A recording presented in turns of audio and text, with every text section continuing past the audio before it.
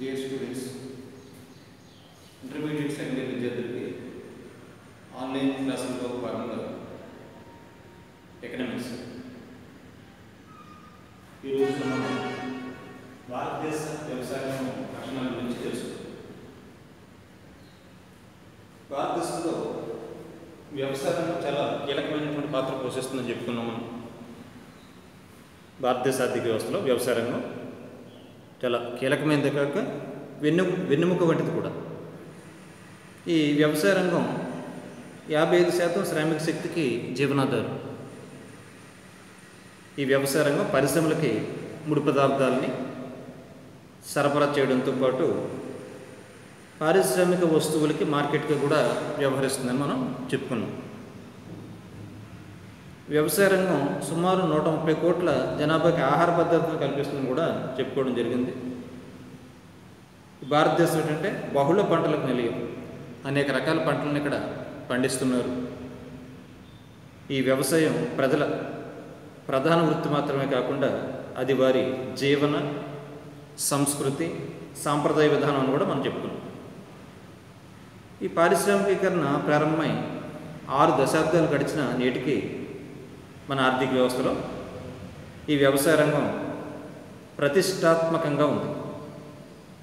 అభివృద్ధి చెందిన దేశాలైనటువంటి Denmark, Australia, New Zealand ఇటువంటి దేశాల్లో కూడా వ్యవసాయ రంగ ప్రగతి అద్భుతంగా ఉంది.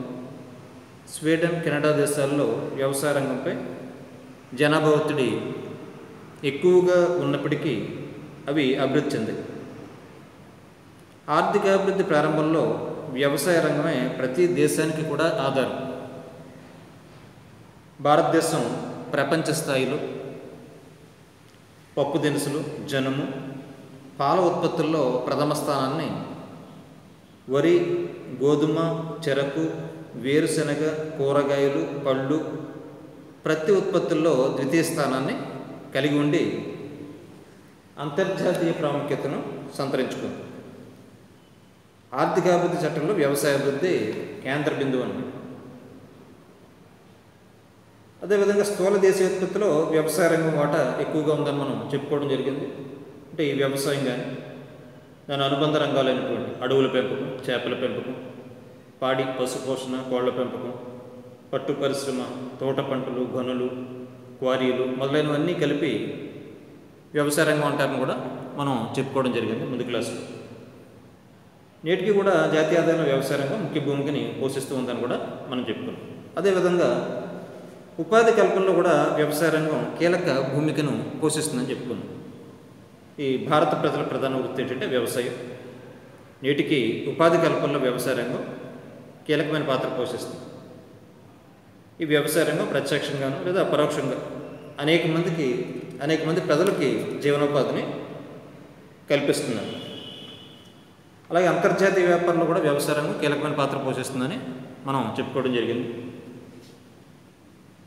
అంతర్జాతీయ వ్యాపారంలో భారత వ్యవసాయ రంగం కీలకమైన పాత్ర పోషిస్తుంది. చాలా కాలం వరకు మన దేశ వ్యవసాయ ఉత్పత్తుల్లో ముఖ్యంగా 3 రకాల ఉత్పత్తులు అంటే నూలు వస్త్రాలు, జనుము, టీ అంతర్జాతీయ ఎగుమతుల్లో 50% ఆక్రమించాయని చెప్పుకున్నాం. అదేవిధంగా ఆహార భద్రతను కల్పిస్తుందని కూడా చెప్పుకున్నాం. ఈ వేగంగా పెరుగుతున్న జనాభాకి ఆహార భద్రతను సమకూర్చడానికి ఆహార ధాన్యాల ఉత్పత్తి పెరగాలి. ప్రపంచ ఆహార సంస్థ అంచనాల ప్రకారం మన దేశం ఏంటంటే ఆకలి పీడిత దేశం. మన దేశంలో జనాభా పరిమాణం అధికంగా ఉన్నందువల్ల తలసరి ఆహార లభ్యత 1997లో 510 గ్రాములు అయితే 2013 నాటికి 465 గ్రాములు తగ్గింది. సో మన దేశంలో ఆహార సంక్షోభాన్ని నివారించాలంటే వ్యవసాయ రంగం స్థిరంగా అభివృద్ధి చెందాలని కూడా చెప్పుకున్నాం. అలాగే పారిశ్రామికీకరణలో కూడా వ్యవసాయ రంగం పాత్ర గురించి చెప్పుకున్నాం. కొన్ని పరిశ్రమలు ముడి పదార్థాల కోసం వ్యవసాయ రంగంపై ఆధారపడి ఉన్నాయి. అటువంటి పరిశ్రమలు వ్యవసాయాధార పరిశ్రమలు అంటారని చెప్పుకున్నాం. ఉదాహరణకి జనపనార, వస్త్ర, పంచదార పరిశ్రమలు, నూనె మిల్లులు, పిండి మిల్లులు ఇటువంటివన్నీ కూడా ప్రత్యక్షంగా ముడి సరుకుల కోసం వ్యవసాయ రంగంపై ఆధారపడి ఉన్నాయి.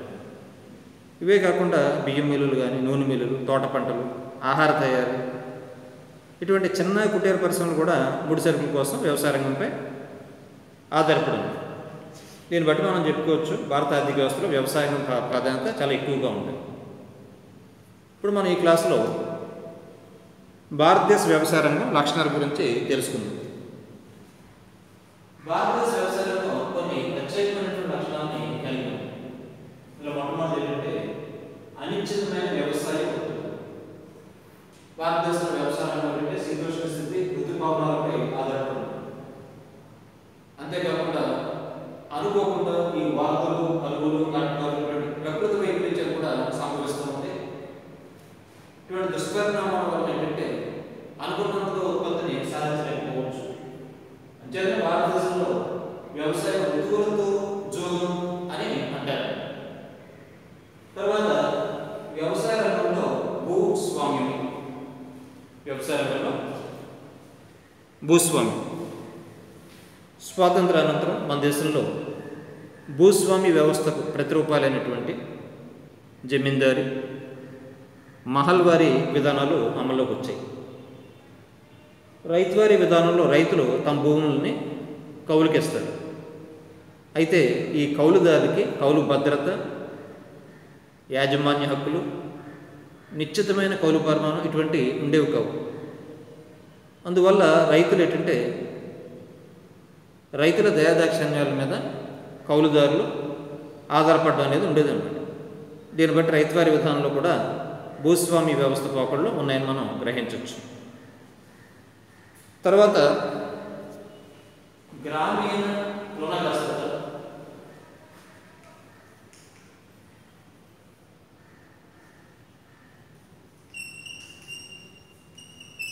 గ్రామీణ రుణగ్రస్తత.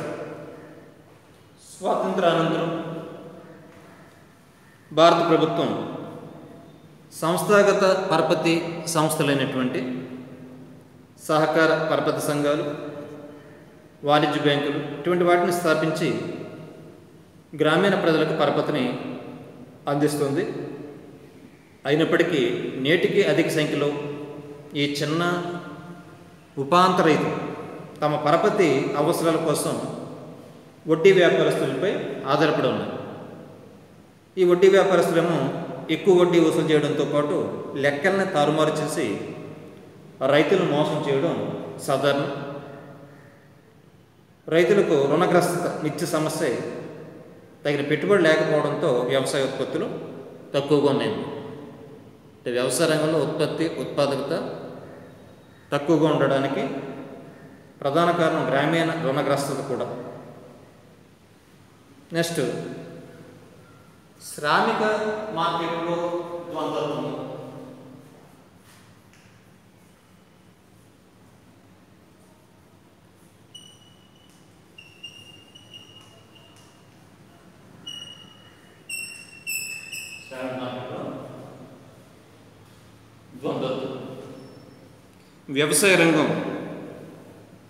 వ్యవసాయ రంగంపై జనాభా ఒత్తిడి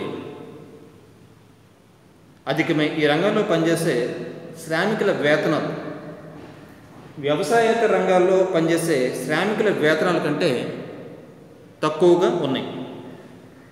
శ్రామికులకి ఏంటంటే సమాచార లోపం మరియు నైపుణ్యం లేకపోవడం వల్ల వ్యవసాయేతర రంగాల్లో ఉపాధి అవకాశాలు పొందలేక వ్యవసాయ రంగాన్ని అంటిపెట్టుకుని ఉన్నారు. ఇప్పటికీ కూడా మన భారతదేశంలో చూసుకున్నప్పుడు 48% మంది ప్రజలు వ్యవసాయ రంగం మీద ఆధారపడి ఉన్నారు. అదే అమెరికా లేదా బ్రిటన్ ఇటువంటి దేశాల్లో తీసుకున్నట్లయితే కేవలం 2% మంది ప్రజలు మాత్రమే వ్యవసాయ రంగం మీద ఆధారపడి ఉండడం మనం గమనించవచ్చు. కానీ భారతదేశంలో 48% మంది ప్రజలు వ్యవసాయ రంగంపై ఆధారపడి ఉన్నారు. ఈ వ్యవసాయ శ్రామికుల వేతనాలు తక్కువగా ఉండడం వల్ల వీరిని ఎక్కువ సంఖ్యలో వినియోగించి శ్రమ సాంద్ర వ్యవసాయాన్ని నిర్వహించడం జరుగుతుందన్నమాట. ఇప్పటికీ కూడా పురాతన పద్ధతుల్లోనే చాలామంది రైతులు వ్యవసాయం చేస్తున్నారు. అందుచేతనే ఉత్పాదకత తక్కువగా ఉన్నాయి. నెక్స్ట్ వ్యవసాయ రంగంలో భిన్నత్వం.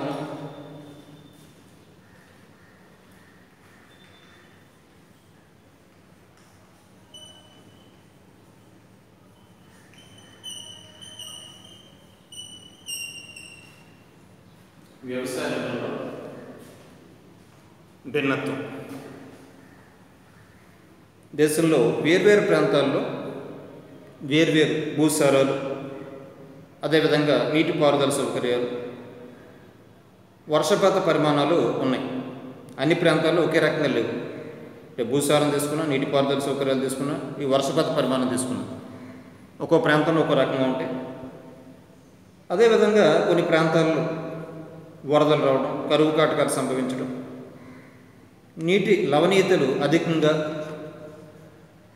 కొన్ని ప్రాంతాల్లో, అల్పంగా కొన్ని ప్రాంతాల్లో ఉండడం, అంతేకాకుండా నైట్రోజన్ మూలకాలైన ఈ పొటాష్ కానీ ఫాస్ఫేట్లు అన్ని ప్రాంతాల నేలలో ఒకే విధంగా లేవు.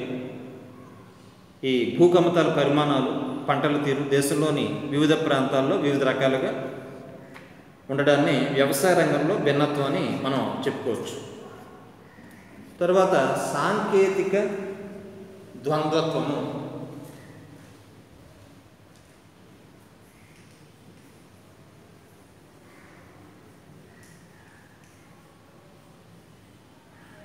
సాంకేతిక ద్వంద్వత్వం నేటికి మన దేశంలో అధిక సంఖ్యాక రైతులు వ్యవసాయ కార్యకలాపాల్లో సనాతన ఉత్పాదకాలైనటువంటి శ్రామికులు, పశువులు, వర్షాలు, పశువుల పేడ ఎరువు మొదలైన వాటిపై ఆధారపడి జీవనాధార వ్యవసాయాన్ని కొనసాగిస్తున్నారు.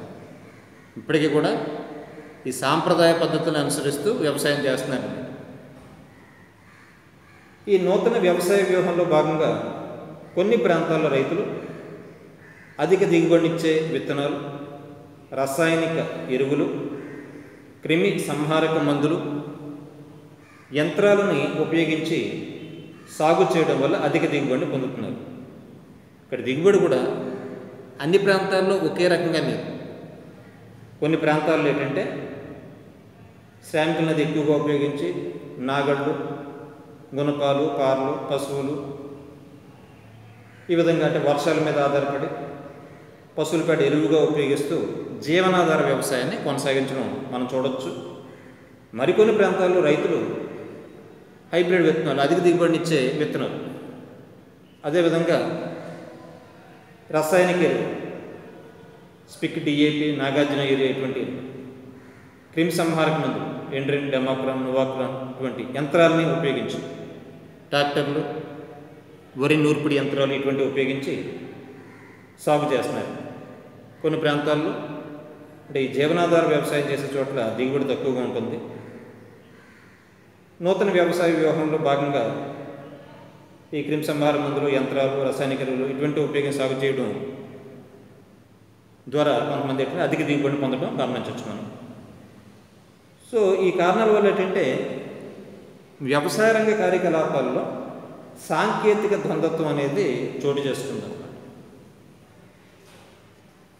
ఈ విధంగా భారతదేశ వ్యవసాయ రంగ లక్షణాలు మనం చెప్పుకోవచ్చు.